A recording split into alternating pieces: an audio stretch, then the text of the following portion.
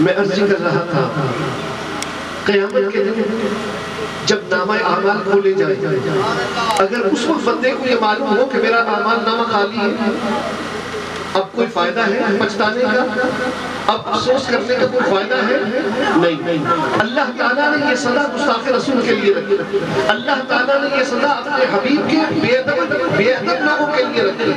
یہ نہیں کہ وہ نیکیاں نہیں کریں گے دنیا میں، وہ نیکیاں کریں گے، وہ نمازیں پڑھیں گے، وہ روزے رکھیں گے، وہ زکوٰۃ دیں گے، وہ صدقات دیں گے، ساری مشقتیں اور محنتیں کریں گے، مگر قیامت کے دن جہنم میں جائیں گے۔ اگر انہیں شعور ہو جاتا دنیا میں کہ ہم بے ادب ہیں حضور کے، اگر انہیں یہ خیال آ جاتا، انہیں یہ سمجھ آ جاتی کہ ہم نے حضور صلی اللہ علیہ وسلم کی بارگاہ میں بے ادبی کا ارتکاب کیا ہے، تو توبہ نہ کر لیتے، اپنے نامہ اعمال کو نئے سرے سے شروع نہ کر لیتے، اپنے اعمال نامے میں توبہ کر کے نئے طریقے سے ایمان لا کر نیکیاں جمع کرنا شروع نہ کر دیتے۔ حاضرین گرامی، رب کریم نے محروم کر دیا گستاخ رسول کو کہ وہ دنیا میں توبہ کرتے۔ تو وہ لوگ جو ہیں ہی کافر، ان کا معاملہ نہیں ہے، وہ تو کافر ہیں، لیکن یہ رب کریم نے فرما رہا ہے یہ ایمان والوں کے لیے، یا ایھا الذین آمنوا لا ترفعوا اصواتکم فوق صوت النبی، اے ایمان والو اپنی آواز کو نبی کی آواز پر اونچا مت ہونے دینا، ولا تجہروا له بالقول کجہر بعضکم لبعض، اور نہ ان کے سامنے ایسے گفتگو کرنا جیسے چلا کر ایک دوسرے کے ساتھ اونچی آواز میں گفتگو کرتے، اس لیے کہ تمہیں یہ معلوم ہو جائے میرا رسول لباس بشری میں آیا مگر یہ تمہاری طرح کا نہیں، میرا رسول لباس بشری میں آیا مگر یہ تمہاری مثل نہیں ہے، اس لیے اسے اپنے جیسا مت سمجھنا، اسے اپنی طرح کا انسان مت سمجھ لینا، اسے اپنے بڑے بھائی جیسا مت سمجھ لینا۔ بڑے بھائی کے سامنے آواز اونچی کر دی جائے تو نیکیاں برباد نہیں ہوتی، گاؤں کے چودھری کے سامنے آواز اونچی کر دی جائے نیکیاں برباد نہیں ہوتی، استاد یا والد کے سامنے آواز اونچی کرنا یقیناً بے ادبی ہے مگر نیکیاں برباد نہیں ہوتی۔ اللہ کا رسول ایسی عظمت والا آیا ہے، اتنی بلند شان لے کر آیا ہے، رسول تمہارے والد کی طرح نہیں ہے، تمہارے استاد کے مثل بھی نہیں ہے، رسول اتنی عظمت والا ہے کہ اگر آواز اونچی کرو گے ساری نیکیاں برباد ہو جائیں گی، اور سزا یہ ہے کہ خبر نہیں ہونے ہوگا۔ اب مجھے آپ سے یہ پوچھنا ہے، آواز اونچی کرنا یہ گستاخی ہے یا اللہ کے رسول صلی اللہ علیہ وسلم کی عظمت کا انکار کرنا؟ آواز اونچی کرنا بے ادبی، یعنی گستاخی ایک سخت لفظ ہے، گستاخی کے لفظ میں شدت پائی جاتی ہے، اور بے ادبی ایک ہلکا لفظ ہے۔ اللہ کو اپنے حبیب کی بارگاہ کی بے ادبی گوارا نہیں ہے، اللہ کو اپنے حبیب کی بارگاہ کی بے ادبی گوارا نہیں ہے، تو کیا وہ گستاخی کو گوارا کرے گا؟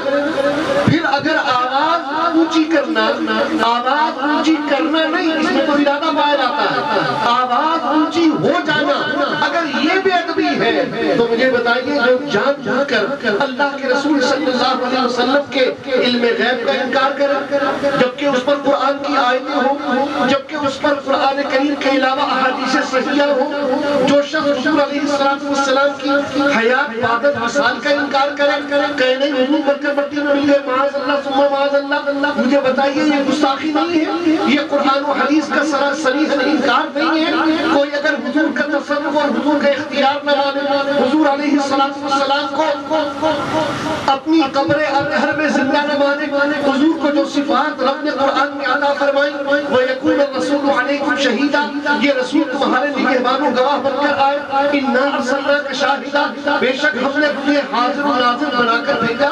کوئی حضور کی صفات کا انکار کر دے، کہے نہیں یا نبی نہیں کہنا چاہیے، وہ سنتے نہیں ہیں درود و سلام، معاذ اللہ، مجھے بتائیے کہ پھر آواز اونچی ہو جانا یہ بڑی گستاخی ہے یا حضور کی صفات کا انکار کرنا، حضور کے کمالات کا انکار کرنا، حضور کے معجزات کا انکار کرنا؟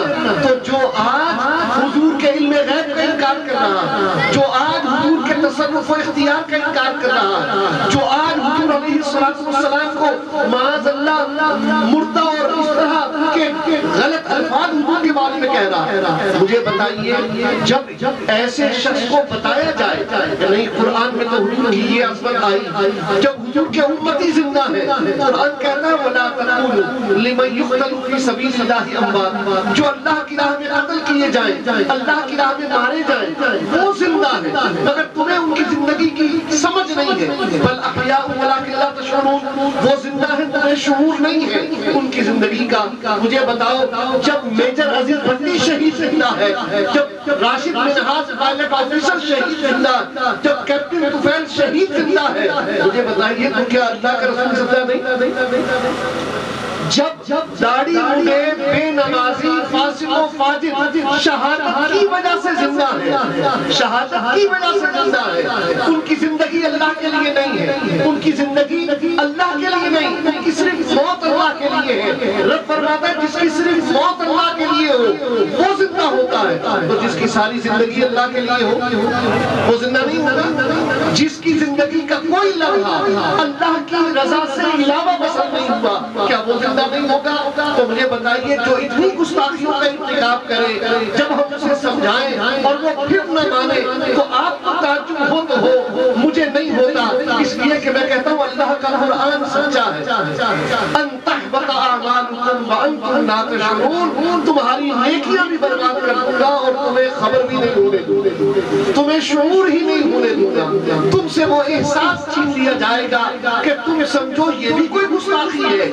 یہی وجہ ہے آپ دیکھ لیجئے لوگ نمازوں پہ ناز کرتے ہیں، سجدوں پہ ناز کرتے ہیں، صدقات پہ ناز کرتے ہیں، اپنے عبادات اور اعمال پہ ناز کرتے ہیں، اور اس کے بعد اگر وہ حضور کی عظمت کا انکار کریں، حضور کے میلاد کو شرک و بدعت بتائیں، حضور پر صلاۃ و سلام پڑھنے کو گناہ اور حرام کہیں، تو آپ جان لیجئے یہ وہی لوگ ہیں جس کے لیے قرآن میں آیا ان تحبط اعمالکم وانتم لا تشعرون، اللہ سمجھ نہیں آنے دے گا، شعور نہیں آنے دے گا۔ تبھی تو قیامت کے دن جب یہ اٹھیں گے سمجھیں گے کہ اب میں ہمارے نامہ اعمال میں نیکیاں ہی نیکیاں ہوں گی، اور معلوم ہوگا کہ قرآن میں جو ارشاد ہوا عاملۃ ناصبۃ تصلی نارا حامیہ، عمل بھی کریں گے، مشقت بھی اٹھائیں گے، اور اس کے باوجود جہنم کی آگ میں ڈال دیے جائیں گے۔ انجام یہ ہے، یہ انجام کیوں ہے؟ اس لیے کہ حضور کی بارگاہ کی بے ادبی، حضور کی بارگاہ کا ادب نہیں رکھا جیسا ادب اس بارگاہ کا چاہیے۔ اس آیت کی تفسیر میں علماء نے لکھا کہ جو معتدل آواز ہے، جو نہ اونچی آواز ہے نہ نیچی آواز، معتدل آواز، نبی کریم صلی اللہ علیہ وسلم کی بارگاہ اقدس میں معتدل آواز سے بھی ہلکی آواز میں گفتگو کرنے کا رب نے حکم دیا، اس لیے کہ تمہیں معلوم ہو جائے اے لوگوں یہ میرا حبیب ہے، یہ تمہاری مثل نہیں ہے، یہ تمہاری طرح کا نہیں ہے۔ اس لیے جب اس کی بارگاہ میں آؤ تو ادب اور تعظیم کا دامن ہاتھ سے نہ جانا۔ جب یہ آیت نازل ہوئی تو صحابہ کرام علیہم رضوان کیسے گفتگو کرتے، حضرت عمر رضی اللہ تعالیٰ، حضرت ابوبکر صدیق رضی اللہ تعالیٰ ایسی ہلکی آواز میں گفتگو کرتے کہ سرکار کو پوچھنا پڑتا اے میرے صحابہ کہا کیا، دوبارہ کہو، اونچی آواز سے کہو، اتنا ہلکی آواز کر لی کیوں؟ اس لیے کہ ڈر یہ تھا کہیں ایسا نہ ہو ہماری آواز اونچی ہو جائے اور ساری نیکیاں نامہ اعمال کی مٹ جائیں، برباد ہو جائیں اور ہمیں خبر ہی نہ ہو، ہمیں اس کا شعور ہی نہ ہو۔ تو جو اللہ تعالیٰ کے حبیب صلی اللہ علیہ وسلم کی تعظیم کرتا ہے یہ دلوں کے تقوی سے ہے۔ اولئک الذین امتحن اللہ قلوبہم للتقوی، رب فرماتا ہے یہ وہ ہیں جن کے دلوں کو ہم نے تقوی کے لیے چن لیا، ان کے دلوں کو ہم نے پرہیزگاری کے لیے چن لیا۔ لہم مغفرۃ و اجر عظیم، ان کے لیے مغفرت بھی ہے اور اجر عظیم بھی ہے۔ اس لیے اللہ کے رسول صلی اللہ علیہ وسلم کی بارگاہ اقدس میں جب ہم گفتگو کریں تو بغیر علم کے گفتگو نہ کریں، علم نہیں ہے خاموش ہونا۔ حضور کے علم غیب پر طعنہ زنی کرنا یہ منافق کا کام ہے۔ حضور صلی اللہ علیہ وسلم کو اپنی مثل بشر سمجھنا یہ کافروں کا کام ہے۔ قرآن نے بتایا ما ھذا الا بشر مثلکم، یہ کافروں کی بولی، یہ کافروں کا طریقہ، یہ تو ہماری مثل بشر ہے، یہ کافر کہا کرتے تھے، اللہ کے رسول نہیں کہتے تھے، نہ ہی صحابہ کرام علیہ رضوان نے کبھی ایسا سمجھا۔ تو حضرت گرامی حضور کے بارے میں میں وہ بات کہی جائے جو اللہ اور اس کے رسول صلی اللہ علیہ وسلم نے جائز رکھی اور ہمیں وہ ادب سکھایا.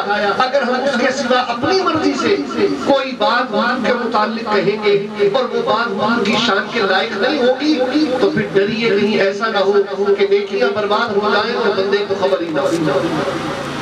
اس لیے اعلیٰ حضرت فاضل بریلوی امام احمد رضا رحمت اللہ تعالیٰ علیہ آپ نے ساری زندگی محبت رسول کا درس نہ صرف محبت رسول کا درس دیا بلکہ حضور کی تعظیم سکھائی اور فرمایا شرک ٹھہرے جس میں تعظیم حبیب, شرک ٹھہرے جس میں تعظیم حبیب, اس برے مذہب پہ لعنت کیجیے. غیظ میں جل جائیں بے دلوں کے دل, یا رسول اللہ کی کثرت کیجیے. جس کا حسن اللہ کو بھی بھا گیا ایسے پیارے سے محبت کی. سرکار سے محبت کرو, جس سے محبت ہوتی ہے اس کا عیب نظر نہیں آتی, عیب ہو بھی تو نظر نہیں آتی. چاہیے جائے کہ آپ عیب تلاش کریں یا عیب سنیں. ابو داؤد شریف کی حدیث پاک ہے, سرکار دو عالم صلی اللہ علیہ وسلم نے ارشاد فرمایا کسی سے سچی محبت ہو جائے تو آنکھیں اس کا عیب دیکھنے سے اندھی اڑاتی ہیں اور اس کا عیب سننے سے بہتر اڑاتی ہیں. یہ کب ہے جب وہاں عیب ہو. محبت کی وجہ سے عیب نظر نہیں آتا اور محبت کی وجہ سے بندہ اپنے محب محبوب کا عیب سننا برداشت نہیں کرتا. اور جہاں عیب ہوئی نہیں, جہاں عیب ہوئی نہ, اور یہ بات میری نہیں ہے, یہ صحابی رسول حضرت حسان بن ثابت رضی اللہ عنہ کہتی ہے وَأَحْسَنَ مِنْكَ لَمْ تَرَ قَطُّ عَيْنِي, میرے آقا آپ جیسا حسین میری آنکھوں نے دیکھا نہیں. وَأَجْمَلُ مِنْكَ لَمْ تَلِدِ النِّسَاء, آپ جیسا خوبصورت کسی ماں نے جنا ہی نہیں. خُلِقْتَ مُبَرَّأً مِنْ كُلِّ عَيْبٍ, میرے آقا اللہ نے آپ کو سارے عیبوں سے پاک پیدا کیا.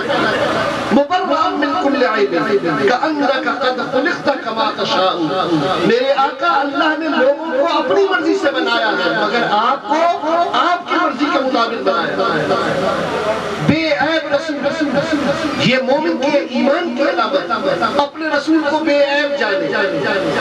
جب کوئی کسی سے دنیاوی تعلق رکھے نا اور اس سے اس کا محبت کا تعلق ہو جائے, وہ اس کا ذکر سن کے خوش ہوتا, اس کا ذکر سن کے خوش ہوتا, اور اس کے بارے میں کوئی غلط بات کہی جائے تو اس کو غصہ آ جاتا. یہ دنیاوی طریقہ مجازی محبت کی مثال ہے. حاجی رحمت ذرا سوچئے تو صحیح, اگر اللہ کے رسول کے ذکر کی محفل ہے, اللہ کے رسول کے ذکر کی محفل ہے, اور مجھے بتائیے کوئی کہے کہ یہ محفل سجانا بدعت ہے, حرام ہے, گناہ ہے, مجھے بتائیے کہ یہ محبت والا ہے کہ یہ عداوت والا؟ یہ محبت والا تو نہیں ہو سکتا نا. محبت والا تو یہ ہے, مجھے کسی شخص نے آ کر بتایا کہ فلاں ہندو ہے, اس نے نعت کہی, میں خوش ہوا. کیا کہا اس نے ہمارے نبی کی شان میں, اس نے شعر سنائے, میں اس پر خوش ہوا. کہنے لگا یہ تو ہندو نے کہا. میں نے کہا اسی لیے تو خوشی ہو رہی ہے کہ ہم تو تعریف کرتے ہیں, جب ہندو بھی ہمارے نبی کی تعریف کریں تو ہمیں اور خوشی ہو رہی ہے. ہمارے نبی کی تعریف ہے نا, تو ہمارے نبی کی تعریف جو کرے ہمیں اس پر خوشی ہے. ہمارے نبی کی تعریف کرنا ہے. اگر کوئی ہمارے نبی کی برائی بیان کرے تو چاہے وہ ہندو ہو چاہے وہ کلمہ پڑھنے والا, برداشت کریں گے؟ آپ کہیں گے نہیں کلمہ پڑھنے والا اس لیے ہم قبول کر لیتے ہیں. نہیں, ہمارے نبی پر کوئی تنقید کرے, وہ کلمہ پڑھنے والا ہو یا وہ کوئی کافر ہو, ہمیں کسی صورت قبول نہیں ہے. اور ہمارے نبی کی تعریف جو کرے ہمیں قبول ہے. ہمارے نبی کی تعریف جو کرے, اس لیے ہمارے نبی ہیں, ہمارے آقا ہیں, اور محبوب کا ذکر محبوب ہوتا ہے, محبوب کا ذکر محبوب ہوتا ہے. تو آج یہاں محفل ذکر مصطفیٰ صلی اللہ علیہ وسلم سجائی گئی. جب مجھے خبر ملی تو میرے دل کو خوشی حاصل ہوئی. سرکار کے ذکر کی محفل تو پیاروں کا ذکر بھی پیارا ہوتا ہے, محبوب کا ذکر بھی محبوب ہوتا ہے. اور اس کے آداب اور نبی کریم علیہ السلام کی عظمت اور شان کو سیکھنا یہ ہر مسلمان کے ذمہ لازم ہے. ہم نے لوگوں کو دیکھا جنہیں استنجے کے مسائل پتہ نہیں ہوتے, وہ حضور کی صفات پر تنقید کر رہے ہوتے, حضور کے کمالات پر تنقید کر رہے ہوتے, اور حضور کے علم غیب کو وہ نشانہ بنا رہے ہوتے. کون؟ جنہیں طہارت کے مسائل کا پتہ نہیں. تو یہ قیامت قریب آنے کی علامت، یہ گمراہی پھیلنے کی نشانی ہے۔ لوگ اپنے نبی پر تنقید کریں، نبی کا کلمہ پڑھنے کے باوجود، تو یہ منافقت کا بدترین درجہ ہے۔ حضرت گرامی اللہ تعالیٰ مجھے اور آپ کو یہ توفیق دے کہ ہم اپنے سینوں کو نبی کریم صلی اللہ علیہ وسلم کی محبت سے آباد کریں۔ جس سے محبت ہوتی ہے اس کی تعظیم ہوتی ہے، اس کی تعظیم یہ علامت ہے کہ اس سے محبت ہے۔ اور اللہ تبارک و تعالیٰ اسی لیے حکم دیتا وَتُعَزِّرُوهُ وَتُوَقِّرُوهُ، میرے رسول کی تعظیم و توقیر کرو، حضور کی تعظیم و توقیر یہ ایمان کا حصہ۔ لِتُؤْمِنُوا بِاللَّهِ وَرَسُولِهِ وَتُعَزِّرُوهُ وَتُوَقِّرُوهُ، اللہ تعالیٰ نے ایمان کے بعد جو پہلی چیز ذکر فرمائی وہ تعظیم و توقیر مصطفیٰ ہے۔ ایمان کے بعد جو لازم چیز ہے وہ حضور کی تعظیم ہے۔ اللہ تبارک و تعالیٰ ہم سب کو اپنے حبیب علیہ السلام کی عظمت کو سمجھنے کی اور دل سے ماننے کی توفیق عطا فرمائے۔ وآخر دعوانا ان الحمد للہ رب العالمین۔